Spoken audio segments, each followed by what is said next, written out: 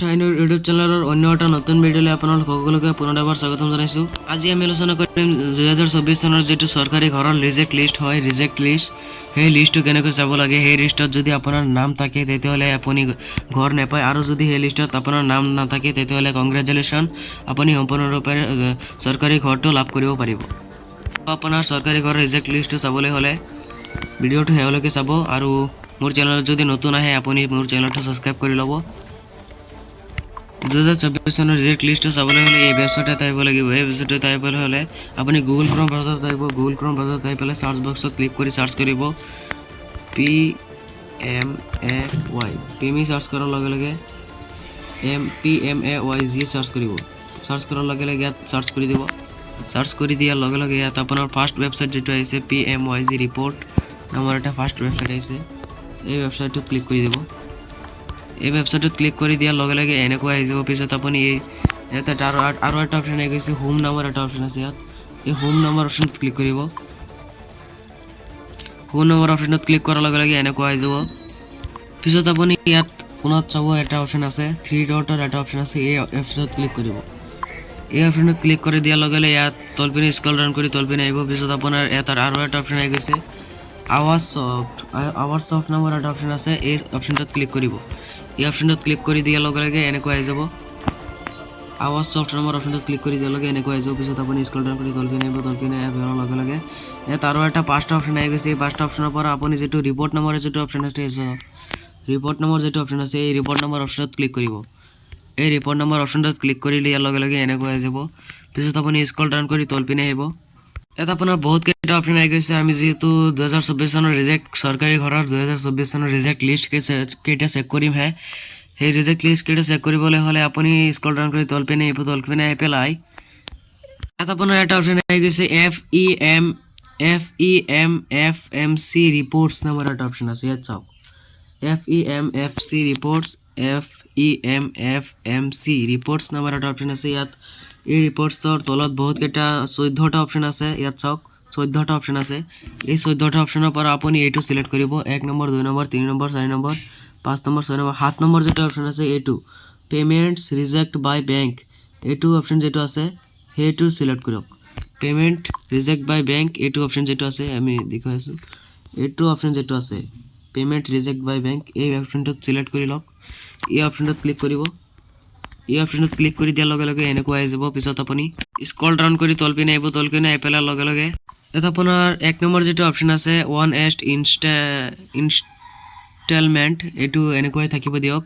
আৰু 2 নম্বৰ যিটো আছে সেইটো ঠিক আছে, এনেকুৱাই থাকিব লাগিব। প্ৰধানমন্ত্ৰী কি আছে, প্ৰধানমন্ত্ৰী আৱাস যোজনা গ্ৰামীণ, এইটো এনেকুৱাই থাকিব লাগিব। আৰু ইয়াত আপোনাৰ আৰু এটা অপশ্যন আছে, 3 নম্বৰ যিটো অপশ্যন আছে, অল ষ্টেটছ নামৰ অপশ্যন যিটো আছে, এইটোত ক্লিক কৰিব। এইটোত ক্লিক কৰি পেলাই আপোনাৰ যিটো ষ্টেট আছে, আছাম, মোৰ ষ্টেটটো, এইটো আছামটো চিলেক্ট কৰি ল'ব। আছামটো চিলেক্ট কৰি দিয়াৰ লগে লগে এনেকুৱা আহিব। পিছত আপুনি আকৌ স্ক্ৰল ডাউন কৰি তলপিনে আহিব। তলপিনে অহাৰ লগে লগে আৰু এটা চিলেক্ট নামৰ আৰু এটা অপশ্যন আহি গৈছে, চিলেক্ট নামৰ অপশ্যন, এইটো চাওক। ইয়াত ক্লিক কৰিব। ইয়াত ক্লিক কৰি দিয়াৰ লগে লগে আপোনাৰ যিটো ডিষ্ট্ৰিক্ট আছে, সেই ডিষ্ট্ৰিক্টটো চিলেক্ট কৰি ল'ব। আপোনাৰ ডিষ্ট্ৰিক্ট কোনটো সেইটো বিচাৰি লৈ পেলাই চিলেক্ট কৰি দিব। ডিষ্ট্ৰিক্ট চিলেক্ট কৰি দিয়াৰ লগে লগে এনেকুৱা আহিব। পিছত আপুনি আকৌ স্ক্ৰল ডাউন কৰি তলপিনে আহিব। তলপিনে অহাৰ লগে লগে ইয়াত আৰু এটা অপশ্যন আহি গৈছে, চিলেক্ট নম্বৰ, আকৌ এবাৰ অপশ্যন আহি গৈছে। এই চিলেক্ট নম্বৰ অপশ্যনটোত ক্লিক কৰিব। ক্লিক কৰি দিয়াৰ লগে লগে আপোনাৰ যিটো সমষ্টি হয়, আপোনাৰ সমষ্টি কোনটো সেইটো আপোনাৰ সমষ্টিটো বিচাৰি লৈ পেলাই চিলেক্ট কৰি দিব। আপোনাৰ সমষ্টি কোনটো সেইটো বিচাৰি লৈ পেলাই চিলেক্ট কৰি দিব। মই বৰপেটা সমষ্টি এইটো চিলেক্ট কৰি দিছোঁ। বটদ্ৰৱাটো চিলেক্ট কৰি দিছোঁ। এতিয়া আপুনি আকৌ স্ক্ৰল ডাউন কৰি তলপিনে আহিব। তলপিনে দিয়াৰ লগে লগে আপোনাৰ গোটেইকেইটা প্ৰচেছ কমপ্লিট হৈ গৈছে। এতিয়া আপোনাৰ খালি এটা প্ৰচেছই বাকী আছে, সেইটো আপোনাৰ মাইনাছ কৰিব লাগে 30। এতিয়া আপোনাৰ যিটো এটা কুৱেশ্যন আছে, সেই কুৱেশ্যনটো আপুনি এটা কুৱেশ্যন আহিছে, এইটো চাব, 29 + 90 কিমান হ'ব, এইটো আপুনি হিচাপ কৰি পেলাই এই খালী ঠাইটোত বহাই দিব। 20 + 9 + 90, 23 + 90। আপোনাৰ মোবাইলত চাগে বেলেগ আহিছে কুৱেশ্যনটো, আপুনি হিচাপ কৰি ইয়াত এই খালী ঠাইটোত বহাই দিব। এই খালী ঠাইটোত স্কেপচা নামৰ খালী ঠাইটোত বহাই দিব। ইয়াত আপোনাৰ এটা ছাবমিট বুলি অপশ্যন আছে, ছাবমিট নামৰ অপশ্যনটোত ক্লিক কৰিব। আপোনাৰ কেপচাটো বহাই এতিয়া সাবমিট নামৰ অপশ্যনটোত ক্লিক কৰি দিব। এই সাবমিট নামৰ অপশ্যনটোত ক্লিক কৰি দিব। ক্লিক কৰি দিয়াৰ লগে লগে ইয়াত আপোনাৰ আহি গৈছে। সাবমিট অপশ্যনত ক্লিক কৰি দিয়াৰ লগে লগে এনেকুৱা আহি যাব। পিছত আপুনি স্ক্ৰল ডাউন কৰি তল পিনে আহিব। তল পিনে আহি পেলাৰ লগে লগে ইয়াত আপোনাৰ গোটেইকেইটা ডিটেইলছ আহি গৈছে। ইয়াত চাব পাৰিব আপোনাৰ ব্লক নেম ফাৰ্ষ্ট নম্বৰ যেটো আপোনাৰ আছে এইটো ব্লক নেম আছে। ব্লক নেম আপোনাৰ ৰেজিষ্ট্ৰেশ্যন নাম্বাৰ বেনিফিচিয়াৰী নেম আৰু আপোনাৰ FTO নম্বৰ IFSC কোড আপোনাৰ বেংকৰ যেটো IFSC কোড আছে সেইটো আহি গৈছে। এটা আপোনাৰ মেইন অপশ্যন যেটো আছে সেইটো আহিছে। এটা আপোনাৰ চাওক ৰেজিষ্ট্ৰেশ্যন ৰিজন মানে ৰিজেক্টেশ্যন ৰিজন আপোনাৰ বেংক আপোনাৰ চৰকাৰী ঘৰৰ পৰা আপোনাৰ নামটো কিয় কীৰ্তন কৰি দিয়া হৈছে ইয়াত আপোনাৰ লিখা থাকিব। আপোনাৰ চৰকাৰী ঘৰৰ পৰা আপোনাৰ নামটো কিয় কীৰ্তন কৰি দিছে ইয়াত লিখা আছে। ইয়াত চাব আপোনাৰ যেটো ফাৰ্ষ্টৰ যেটো অপশ্যন আছে এইটো 8/13 কাৰণে ৰিজেক্ট কৰি দিয়া হৈছে। আৰু 2 নম্বৰ যেটো আছে আপোনাৰ বেংকটো বিচাৰি পোৱা নাই নো চাৰ্চ একাউণ্ট আপোনাৰ বেংকটো বিচাৰি পোৱা নাই সেই কাৰণে ৰিজেক্ট কৰি দিয়া হৈছে। আৰু আপুনি যেটো বেংক এড কৰিছিলে চৰকাৰী টকা সোমাবৰ কাৰণে যেটো বেংক এড কৰিছিলে সেই বেংকটো বিচাৰি পোৱা নাই সেই কাৰণে আপোনাৰ ৰিজেক্ট কৰি দিয়া হৈছে। আৰু 3 নম্বৰ যেটো অপশ্যন আছে Aadhaar number see details from NPCI mapper by bank consumer to contact his her bank মানে আপোনাৰ যেটো আধাৰ কাৰ্ড আছে আপোনাৰ বেংকত যেটো আধাৰ কাৰ্ড আছে আপোনাৰ আধাৰ কাৰ্ড যেটো আছে সেইটো আপোনাৰ বেংকত লগত লিংক নাই সেই কাৰণে ৰিজেক্ট কৰি দিয়া হৈছে।